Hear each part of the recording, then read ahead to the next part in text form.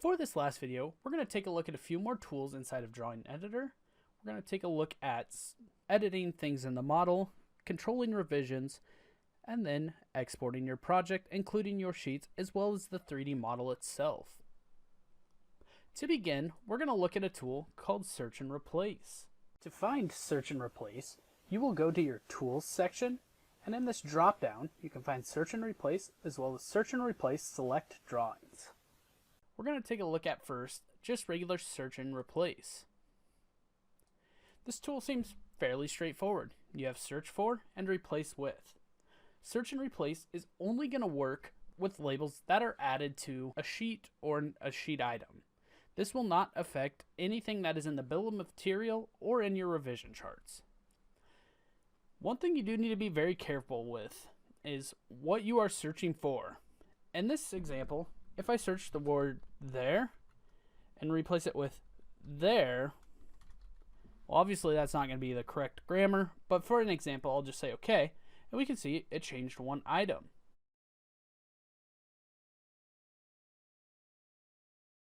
If I run the search and replace again, there is an error, is how it should read. Well, right now it's there is a error.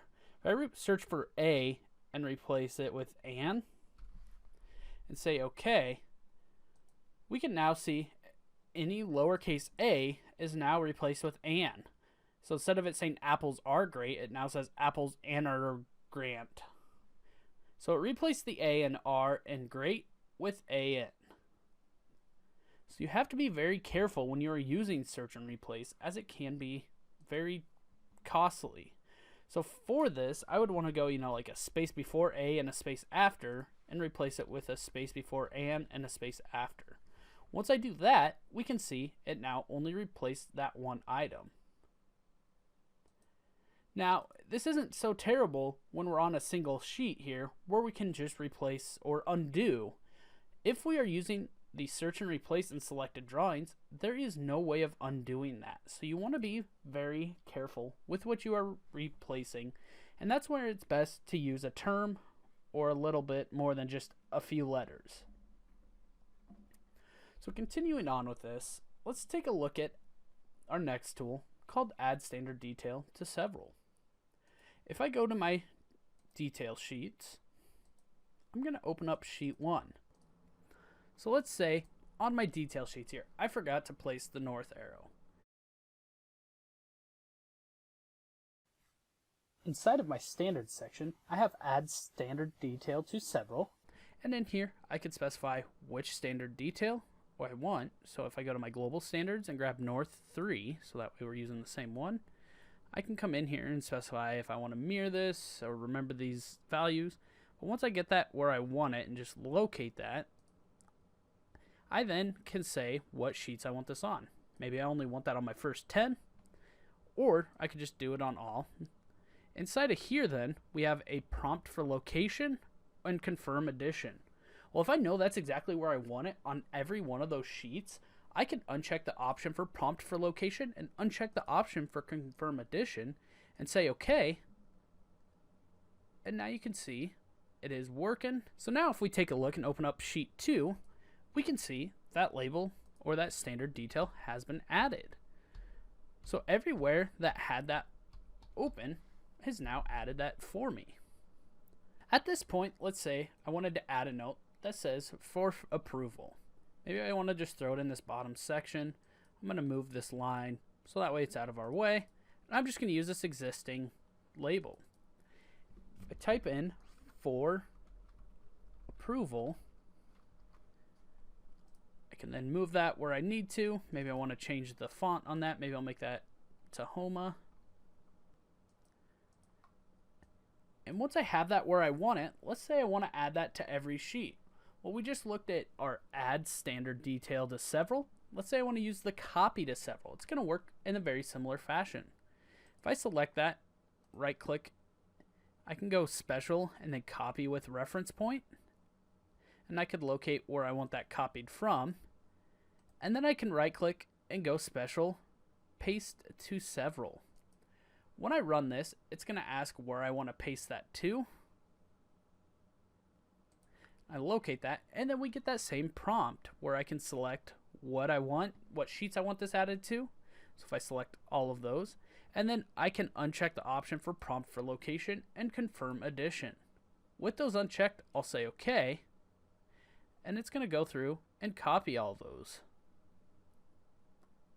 So now I'm on my first drawing still. If I go to my next drawing, we can see that has been added. Now, the only issue we're running into is I didn't clean up the line on each and every one of those. So that one's on me. But we can see the for approval. Now is where we could come back and use search and replace on multiple. Let's say it came back from approval and is now going to be for fab. If I go to our tools section and select search and replace selected drawings, instead of searching on these member details, I want to go detail sheets. I'm going to select all except for sheet number 5. If we take a look down here, it says drawing 5, so we don't want to do that on the one we have open. I'm going to say OK, and the search for, I'm going to go ahead and type for approval, and then I'm going to replace that with for fab. If I say OK, it's going to go through and run on all of those sheets. Again, I didn't tell it to do this sheet, so I could just go in and edit that. Say OK, and now we see that in there. So if I go through and take a look at my other sheets, we can see that has now been updated to for fab. So that is one way you can use search and replace, as well as copy and paste to several. I'm going to go ahead and change back to drawing number 1. And looking here, let's take a look at our revision chart. Let's say maybe we wanted to set this for approval. If I go to my drawings page, inside of the revision section, I have my sheet revision chart editor. I can fill out whatever I want here. I can give it a revision A, 0, 1, whatever I want there. So maybe I'll call this revision A. For the date, you can just double click in that and that will update it to today's date. And then for the description, I'm going to type for approval. If I want to show my different users, I could type in initials, names, whatever I want in the user 1, 2, 3, and 4. But I don't have to physically show those on the sheet. So once I say OK here, we can see it has now added that revision in there. If I need to edit that, I would simply just go back to my revisions tab and select my sheet revision chart editor. I can add in a second one if I ever wanted to. So that is a quick way to edit your revision chart. You can go in and just delete all of that out and say OK, and it removes that revision out of there. If I want to add for approval to all of our sheets at the same time, inside of my revisions section, I can select increment sheet revision. Increment sheet revisions is going to be something you need to be careful with. This is something that will go through and add your revision or your updated revision setting to each and every sheet that you select. However, you got to be careful you don't have any misspellings because there's no way to undo that or edit that revision. So you can go in, select what sheets you want those to apply to, say OK, and then you have an option to increment sheet revision numerically, alphabetically, or manually. If you have revisions in here already, let's say I have a revision A and I set that numerically, that's just going to all start at the number 0. So it doesn't matter if you have letters in there already. It's just going to go up a line and it's going to add in the letter 0. It's just going to add in the number 0. I can specify a revision description. So I could go for approval and say OK.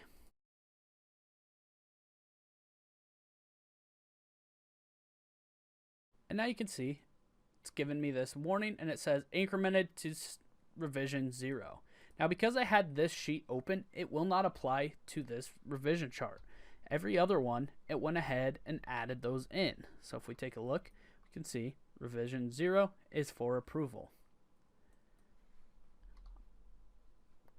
And if I go in and run that again, increment sheet revision, select all of those except for one since we obviously can't when we have that open. We're going to set this to for fabrication. And then we can specify a revision date. So maybe I want to make that another day. And because I left it numerically, when I say OK,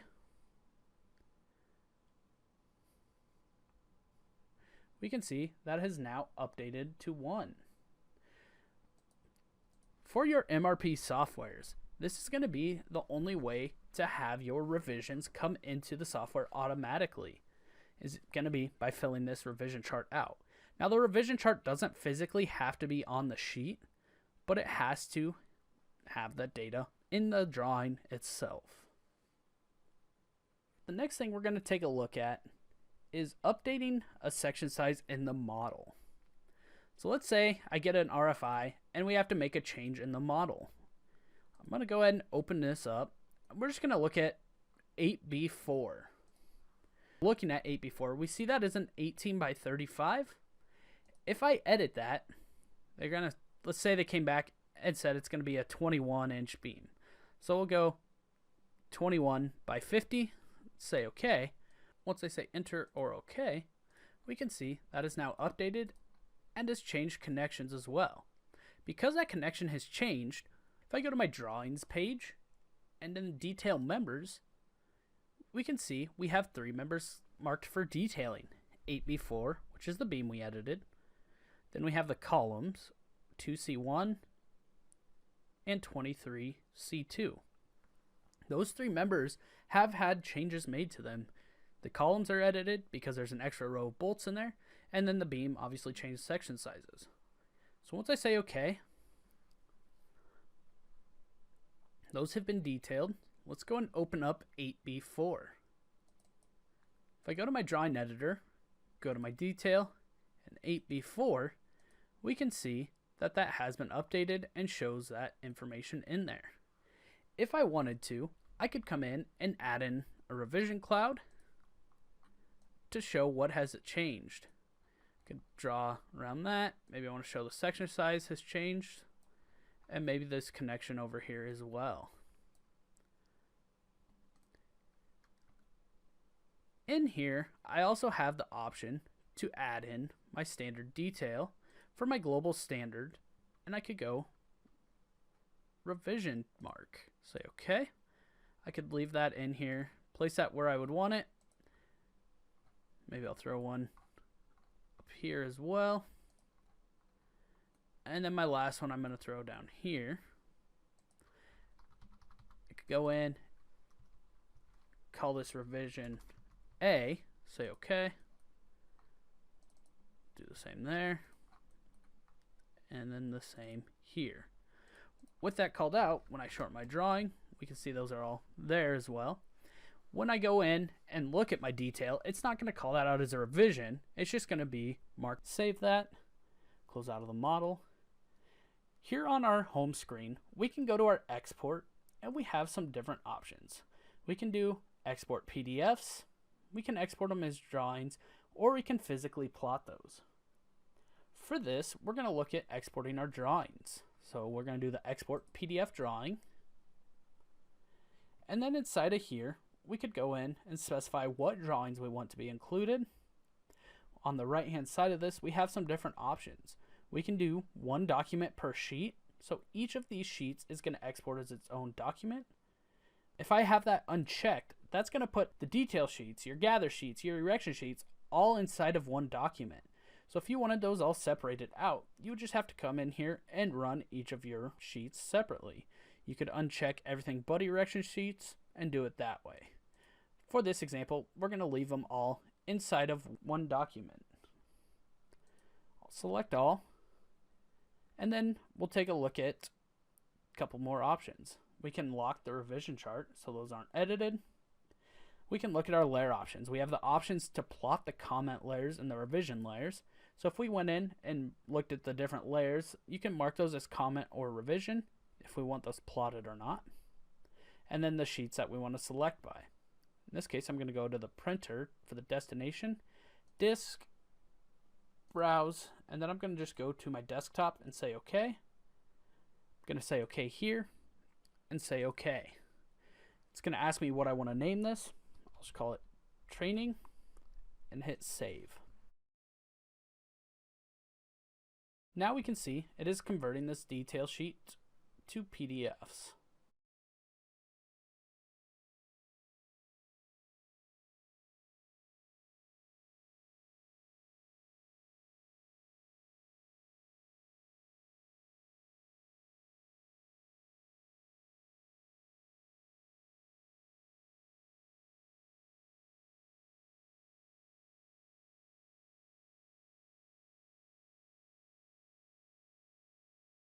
Now that that has completed, let's take a look at our PDF. We have this training PDF here. If I open that, we can see I have 303 sheets. If I go ahead and click on P5, that links right to that sheet that P5 is on. So in this case, that is my gather sheet. If I go back to sheet 1, we can go through and take a look at our different drawings and how those exported out. Any of these piece marks are going to have that hyperlink in it or that smart link. So if I wanted to see what W240 was, when I click on that, that takes me right to that submaterial detail.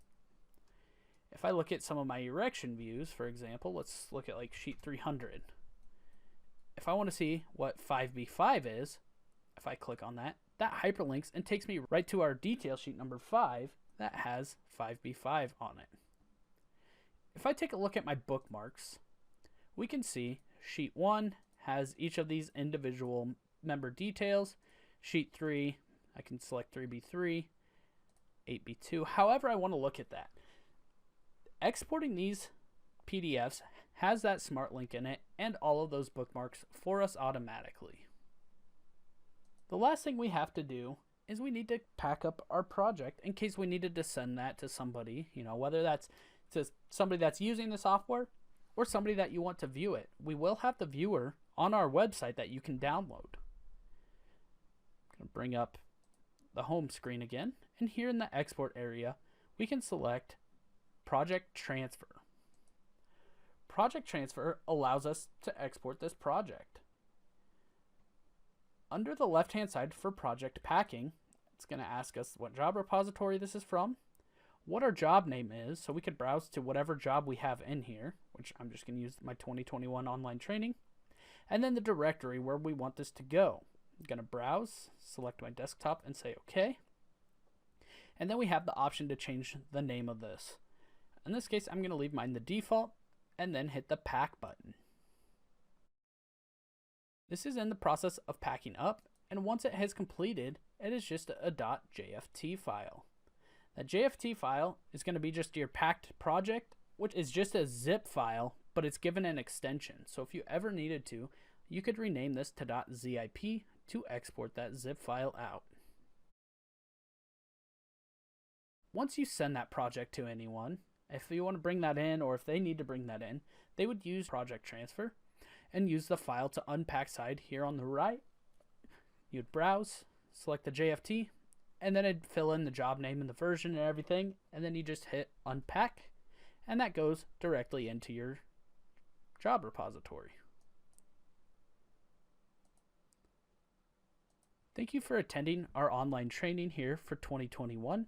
Again, if you have any questions at any point, do not hesitate to reach out to us. From our home screen, you can always go to the contact area, find the option to contact support or chat with support, and let us know if you do have any questions at any point in time. Thank you.